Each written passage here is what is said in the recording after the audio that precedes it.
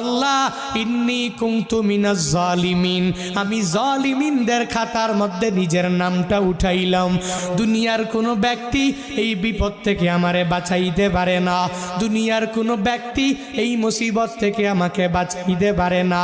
মাছের পেটে যাইয়াও ইউনুস নবী আমার মাওলারে ভুলে যায় না।